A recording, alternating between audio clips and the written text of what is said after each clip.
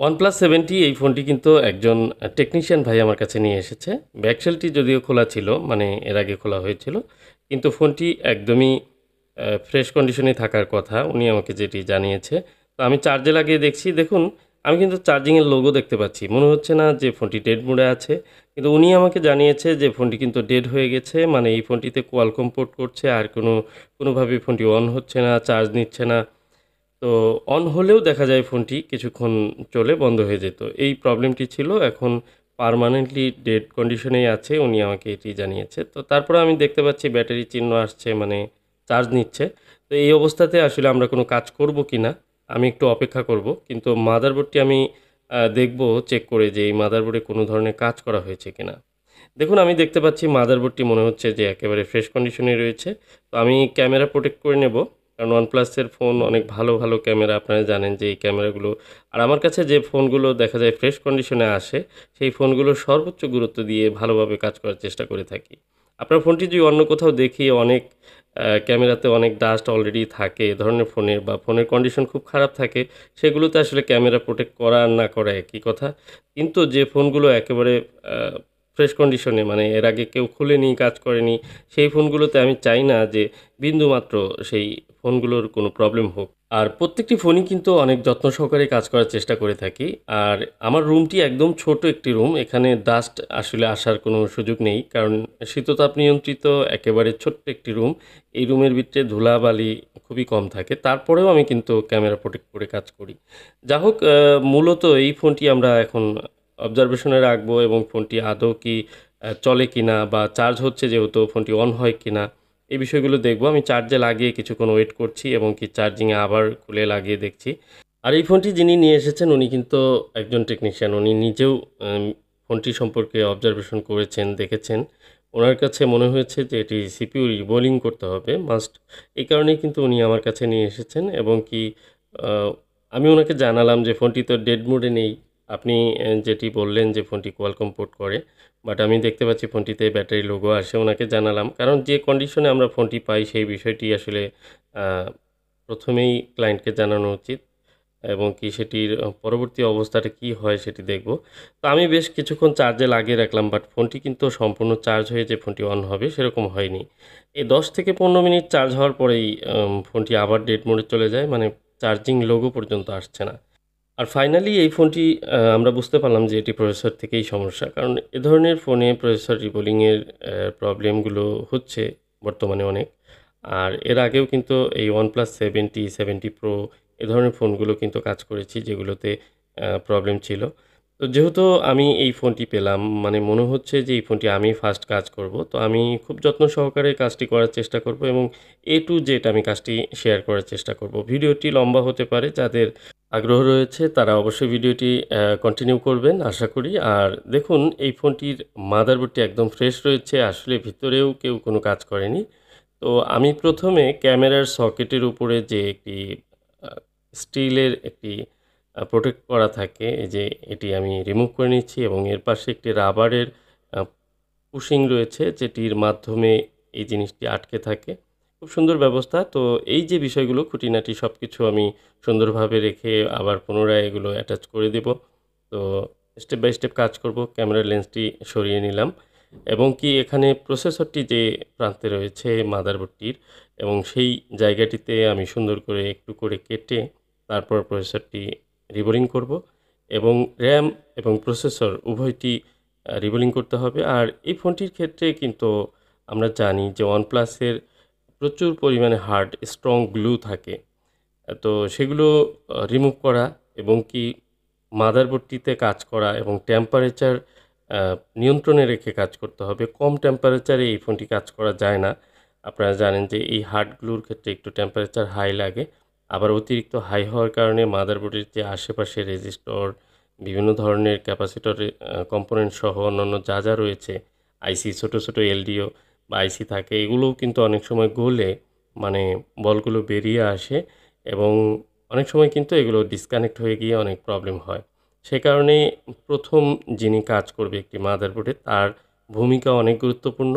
যদি কাজটি সঠিকভাবে করা হয় তাহলে পরবর্তীতে এই ফোনটিতে কোনো প্রবলেম হলেও সেটি কিন্তু অবশ্যই সেটি সলভ করা যাবে।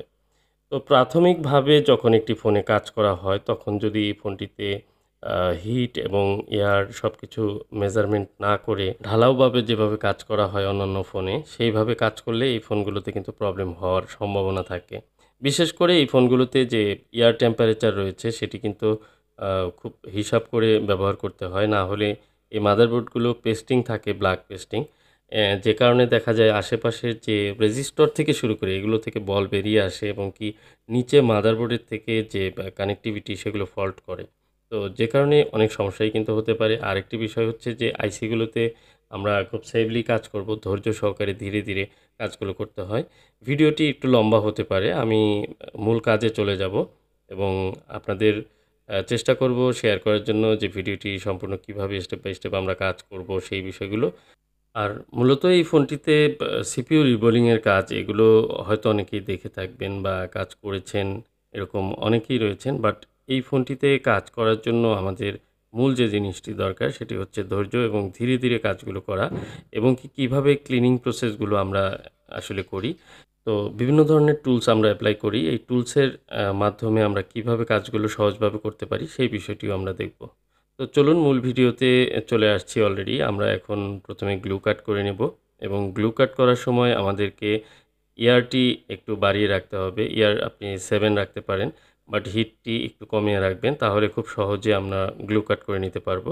অনেক ক্ষেত্রে এই বিষয়টি উল্টো করেন। অনেকে দেখবেন ইয়ার হয়তোবা কমিয়ে রাখেন, 50% এর নিচে রাখেন, যার যে হটগানি থাক না কেন। আর হিট দেখা যায় 200 ডিগ্রি, 220, 50 এরকম রাখেন। তো আমি এখানে বলব যে আমি যে হিট এয়ার রাখার চেষ্টা করি সেটি হচ্ছে 300 ডিগ্রি আপনি টেম্পারেচার রেখে এখানে এয়ার এপ্লাই করতে পারেন 70।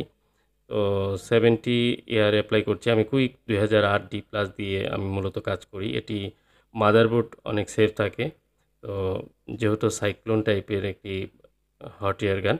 আর অনেকে আছেন একেকজনে একেকটি ইউজ করেন। তো আপনার যে এসএমডি ইউজ করে আপনার ভালো লাগে সেটি দিয়ে আপনি কাজ করবেন। সেটি আপনার কন্ট্রোলে থাকবে।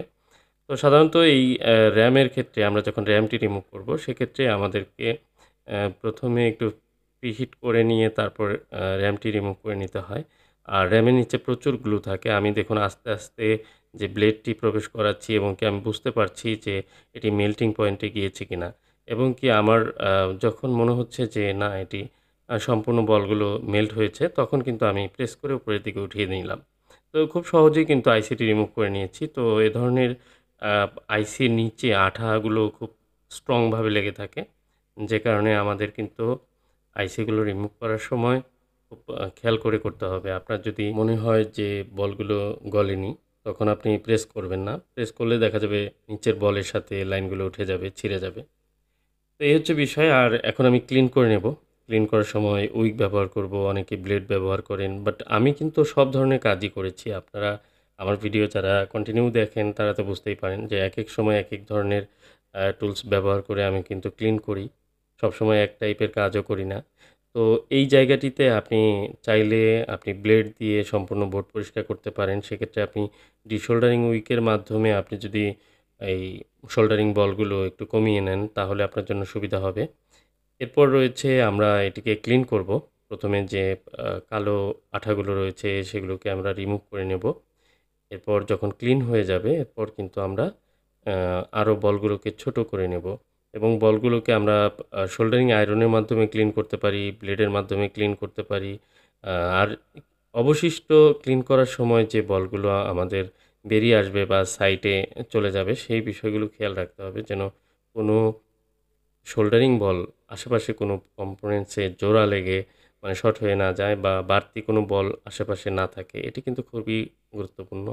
কারণ অনেক ফোনই আছে যেগুলো সুন্দরভাবে রিবোলিং করার পরেও দেখা যায় আ শোল্ডারিং বলগুলো চিপায় লেগে বা কোনো জায়গায় আটকে থাকার কারণে ফোনগুলো কিন্তু আ অন হয় না বা বিভিন্ন সমস্যা করে।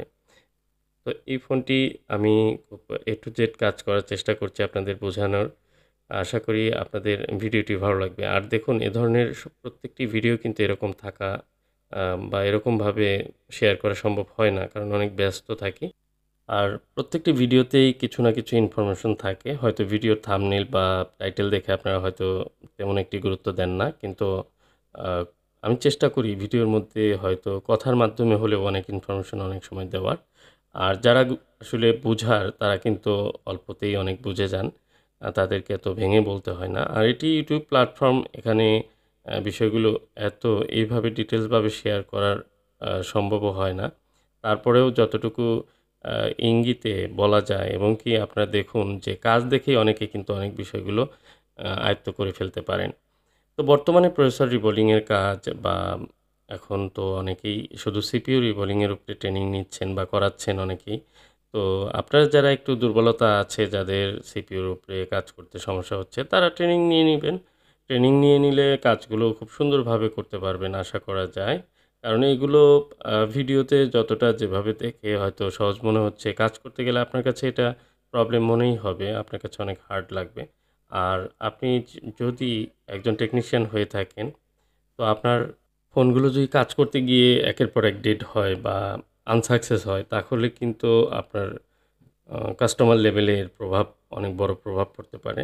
যে কারণেই আ প্র্যাকটিক্যাল করে তারপর আপনি এক্সপার্ট হয়ে তারপরেই এই কাজগুলো করা উচিত।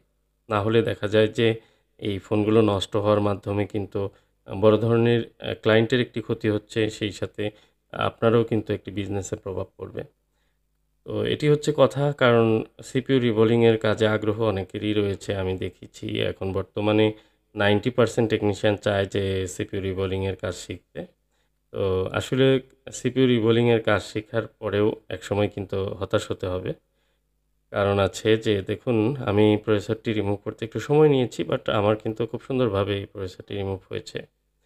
তো আপনি যখন প্রসেসরের কাজগুলো শুধু করবেন, প্রসেসরের কাজ করতে লম্বা সময়ও লাগে। এই কাজগুলো যখন আপনি ধৈর্য সহকারে করলেন, অনেক লম্বা সময় কাজ করে আপনার ফোনটি সাকসেস হলো না, তখন কিন্তু আপনার কাছে হতাশ লাগবে। তো একটি ফোনের প্রসেসরের সমস্যা আছে কিনা সেটি বোঝার জন্য যে অভিজ্ঞতা দরকার, সেটিও কিন্তু আপনাকে অর্জন করতে হবে। আপনি ঢালাওভাবে শুধু সিপিইউ রিবোলিং করলেন, সেটি হবে না। সিপিইউ রিবোলিং ছাড়া অনেক ফল্ট ফাইন্ডিং এর জন্য অনেক কাজ রয়েছে, যেগুলো কিন্তু আপনাকে বুঝতে হবে। বুঝে তারপর কিন্তু এই কাজগুলোতে আসতে হবে। তো আমার ভিডিওতে শুধু সিপিইউ রিবোলিং দেখেন, যে কারণে অনেকেই হয়তো অনেক ধরনের ধারণা করতে পারেন যে শুধু সিপিইউ রিবোলিং এর কাজটি শিখে নেব। তো যাই হোক, এই ফোনটিতে আসলে দেখুন, প্রসেসর রিবোলিং করার জন্য একজন টেকনিশিয়ান ভাই তিনি নিয়ে এসেছেন সরাসরি, এবং তিনি নিজেও কিন্তু এটি অবজার্ভ করেছেন যে এটি রিবোলিং করতে হবে। তারপরেও কিন্তু এটির পিছনে আমি প্রায় ১ ঘন্টা ওয়েট করেছি যে ফোনটি আদৌ কি রানিং রয়েছে কিনা, ঠিকঠাক মতো চলে কিনা, প্রসেসরের সমস্যা কিনা। তারপর কিন্তু আমি এই প্রসেসরে হাত দিয়েছি।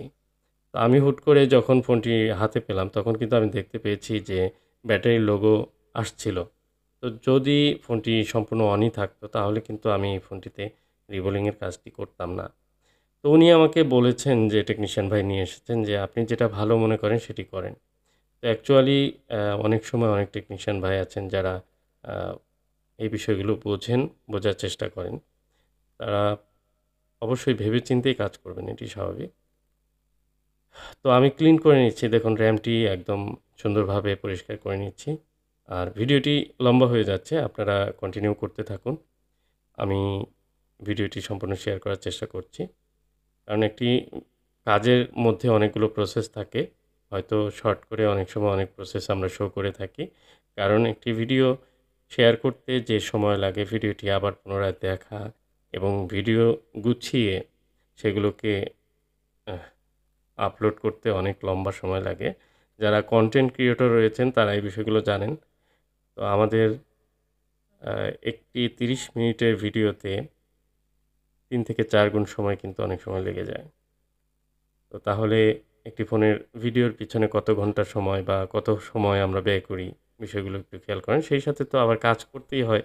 আর একটা কাজ করা এবং সেটাকে ভিডিও করা বা ভিডিওর দিকে খেয়াল রাখা। ভিডিওতে যখন আমরা ভিডিও শেয়ার করি, আসলে দেখা যায় যে একটা কাজের ভিডিওগুলো পার্ট হয়। কারণ মাইক্রোস্কোপে অনেক সময় প্রেস করতে হয়, অনেক সময় অফ রাখতে হয়। আবার দেখা যায় যে মোবাইলে যখন আমাদের ভিডিও হয়, মাঝখানে অন্য একটি ফোনের কাজ করলাম বা একটা কারো সাথে কথা বললাম, সেই জায়গাটি অনেক সময় স্কিপ করতে হয়। তো তো এই যে বিষয়গুলো, এগুলো সবকিছু মানে অন্য কিছু ঢুকে গেল কিনা এই বিষয়গুলো খেয়াল করা।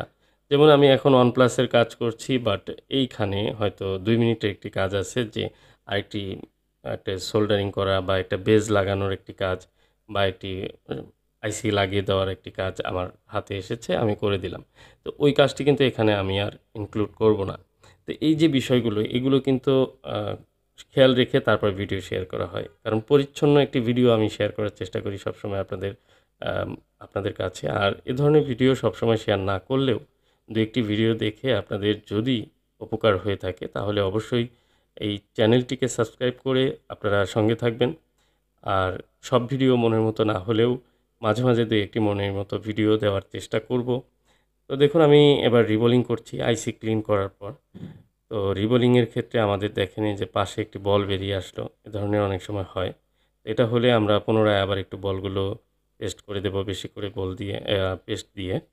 তো ফার্স্ট টাইম যখন বলটি করব এবং কি যে ব্লেড দিয়ে আমি বল দিচ্ছি আবার সেই ব্লেড দিয়ে একটু পরিষ্কার করে নিলাম মাথাগুলো।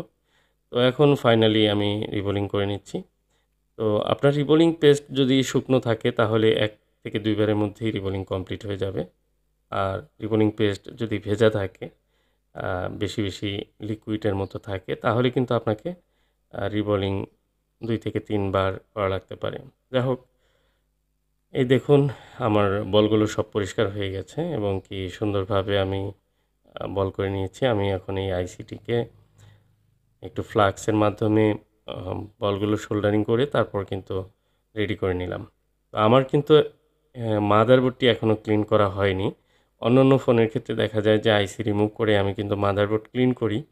তো এই ক্ষেত্রে কিন্তু আমি শুধু আইসিগুলো আগে ক্লিন করে রিবোলিং করছি এবং কি ফাইনালি মাদারবোর্ড ক্লিন করে সর্বশেষ শুধু আইসি পেস্ট করে দেব।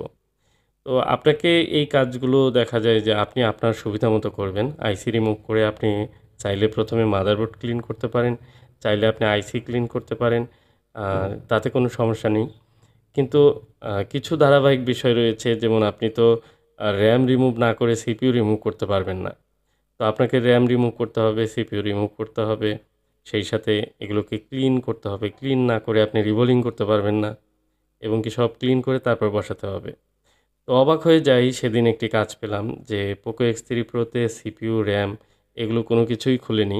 সে শুধু সরাসরি কিন্তু UFS টি খুলে সেটিকে রিবোলিং করে লাগিয়েছে। তো এই যে কাজটি করেছে এটি আমার মনে হয় না যে উনি YouTube বা কোনো কিছু দেখেন। কারণ সবাই এখন জানে যে Poco X3 Pro তে কী প্রবলেম। তো উনি eMMC ভেবে হয়তো UFS টি রিভলভ করেছেন। এ ধরনের কাজও কিন্তু এখন বর্তমানে হচ্ছে। আর যে কারণে বলব যে এই যে আমার ভিডিওগুলো হয়তো ভিডিওটি আপনি দেখছেন, আজকে ১ম ও দেখতে পারেন, এর আগেও দেখতে পারেন। কিন্তু এটি আপনার জন্য একটি ইনভেস্ট। আপনি এই সময়টি এই ভিডিওতে দিচ্ছেন মানে একটি ইনভেস্ট করছেন। আপনি কিছু না কিছু অন্তত জানতে পারছেন। তো এগুলো আসলে ইনভেস্ট করলে লস নেই। একসময় আপনার এখান থেকে অবশ্যই কিছু না কিছু আপনার অভিজ্ঞতা তো হবেই। তো দেখুন এবার আমি মাদারবোর্ডটিকে ক্লিন করব। OnePlus এর মাদারবোর্ড প্রচুর হার্ড গ্লু দেখুন একদম শক্ত হয়ে গেছে। কারণ এমনিতেই তো এগুলো গরম থাকা অবস্থায় ক্লিন করলে ভালো হয়। আইসি রিমুভ করার সাথে, সাথে।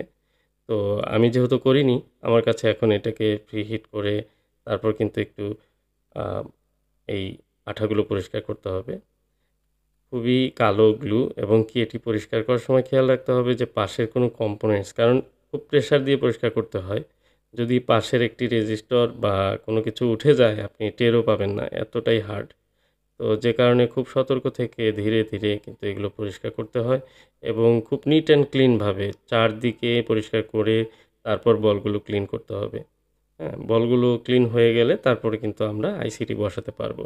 এর আগে কিন্তু এখানে আইসি বসানোর কোনো সুযোগ নেই।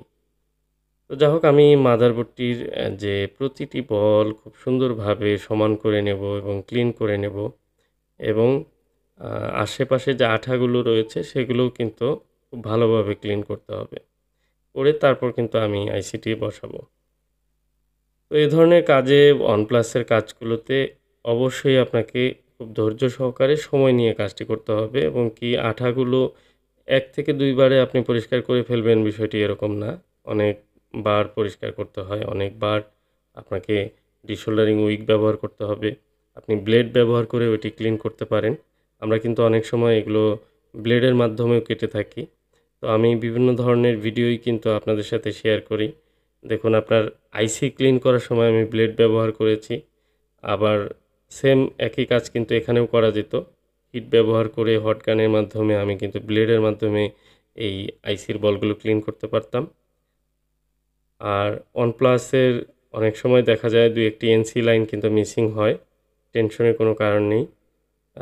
সেটি এনসি কিনা সেই বিষয়টি অবশ্য আপনার সন্দেহ হলে আপনি কিন্তু সেগুলোকে যাচাই করে নিতে পারেন। তো আমি প্রতিটি বলকে সমান করে নিচ্ছি এবং কি এই কাজটি আপনাকে অত্যন্ত দক্ষতার সাথেই করতে হবে। এই জায়গাটিতে আপনি যে হিট ব্যবহার করতে পারেন ব্লেডের মাধ্যমে যখন রিমুভ করবেন, সেটি কিন্তু 250 করতে পারেন এবং কি এয়ারটি একটু বাড়িয়ে রাখবেন। এক কথায় আপনার আশেপাশের যে রেজিস্টর বা অন্যান্য কম্পোনেন্টস রয়েছে সেগুলো যেন গলে না যায়, মেল্ট না হয়ে যায়। এই ব্যাপারটি খেয়াল রেখে আপনাকে হিট এয়ার ব্যবহার করতে হবে।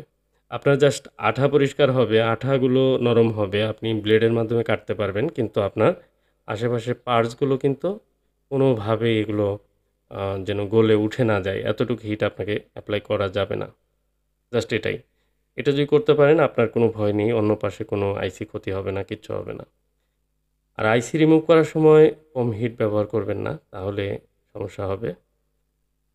আবার অতিরিক্ত হিট ব্যবহার করলেও প্রসেসর ড্যামেজ হবে।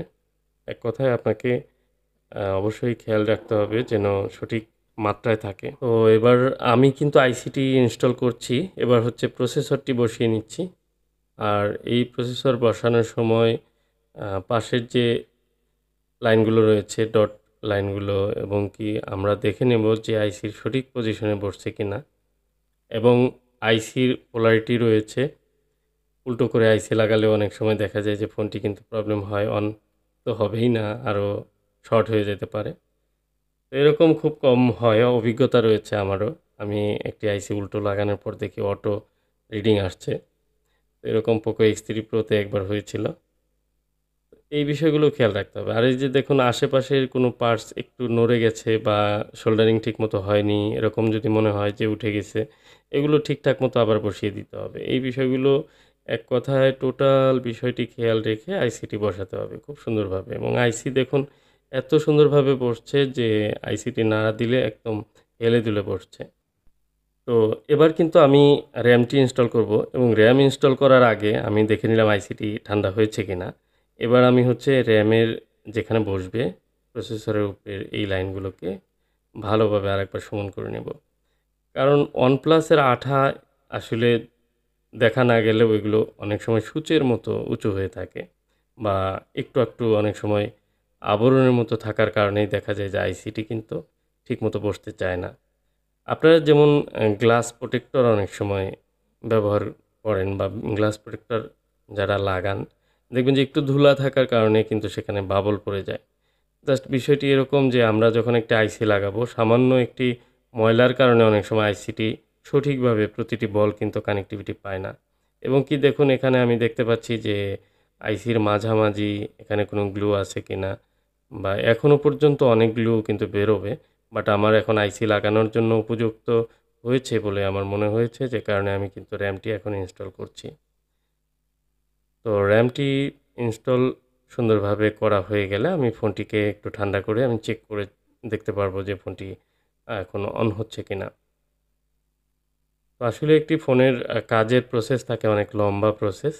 তো আজকের এই ভিডিওটি আমি আপনাদের, বিশেষ করে অনেকেই আছেন যারা কিছু বিষয় জানতে চান, যে বিষয়গুলো হয়তো জানলে তাদের কাছে সহজ হবে। কারণ আমার কিন্তু সাবস্ক্রাইবার অনেক টেকনিশিয়ান ভাই রয়েছেন। আর আসলে আমার এখানে কোনো ট্রেনিং সেন্টার নেই। আমি কোনো ধরনের কাজ শেখাই না এবং কি আমি নিজে কাজ করি। অ্যাকচুয়ালি একেবারেই সময় পাই না। সবসময় কাজ নিয়ে ব্যস্ত থাকি। অনেক সময় ফোন রিসিভ করার সুযোগও হয় না। কারণ এই ধরনের কাজ যখন আমরা করি, সাধারণত ফোন সাইলেন্ট মোডে থাকে এবং কি আমরা খুব গুরুত্ব সহকারে কাজগুলো করার চেষ্টা করি। আমার ক্ষেত্রে আমি বলব যে আমি যতটুকু কাজ করি আমি খুব মনোযোগ দিয়ে কাজ করার চেষ্টা করি। যেমন এই ফোনটি আমার যে টেকনিশিয়ান ভাই নিয়ে এসেছেন, উনি কিন্তু ফোনটি দিয়ে উনি কিন্তু চলে গেছেন বাইরে এক জায়গায়। তো আমি আমার মতো লাঞ্চে যাই এবং লাঞ্চ থেকে এসে এই ফোনটিকে রিবোলিংয়ের জন্য মেন্টালি আমি প্রিপারেশন নিয়ে আমি কিন্তু কাজ শুরু করি। দেখুন আলহামদুলিল্লাহ ফোনটিতে চার্জিং লোগো আসছে। তার মানে ফোনটি এবার অন হবে আশা করা যায়। তো এই যে কাজটি করলাম, আমার কাজটি করতে হয়তো একটু সময় লেগেছে, বাট আমি কিন্তু টোটাল প্রসেসটি সুন্দরভাবে A to Z করার চেষ্টা করেছি। তো আপনাদের সাথে প্র্যাকটিক্যালি সবই শেয়ার করলাম। আশা করি ভিডিওটি ভালো লেগেছে। আজকের ভিডিওটি হয়তো হেল্পফুল ছিল অনেকের জন্য। তো বেসিক্যালি দেখা যায় যে এই কাজগুলো আমরা রিবোলিংয়ের যে কাজগুলো করি, আপনারা অনেকেই দেখেন যে কুরিয়ারে অনেকে ফোন পাঠান আমার কাছে। তো কুরিয়ারের ফোনের ভিডিওগুলো অনেক শেয়ার করেছি। আপনারা অনেকেই এই ভিডিওগুলো দেখে আসলে অনেকেই শুধু মনে করেন যে কুরিয়ারের ফোনগুলোই কাজ করি। এর বাইরে কিন্তু আসলে অনেক কাজই করি। যেগুলো কুরিয়ারে পাঠান তারা কিন্তু চোখের সামনে দেখতে পারেন না। যে কারণে অনেকে রিকোয়েস্ট করেন যে আমার ফোনে ভিডিওটি করবেন। তো ভিডিওর ব্যাপারে ভিডিও করি বা না করি, কাজ সবগুলোই চেষ্টা করি সুন্দরভাবে করার, এবং কি এটি হচ্ছে বড় কথা যে প্র্যাকটিক্যালি কাজ করতে গেলে সুন্দরভাবে কাজ করলে আপনার কাজ অবশ্যই কাজের মান ভালো হবে। তো আমার এই ফোনটি সম্পূর্ণ অন হয়েছে। আমি ক্যামেরাটি চেক করে নেব। ক্যামেরায় কিন্তু এখনও প্রোটেক্টর রয়েছে। দেখুন আমি সর্বশেষ ব্যাকশেল যখন লাগাবো তখন ক্যামেরার প্রোটেক্টরটি আমি খুলব।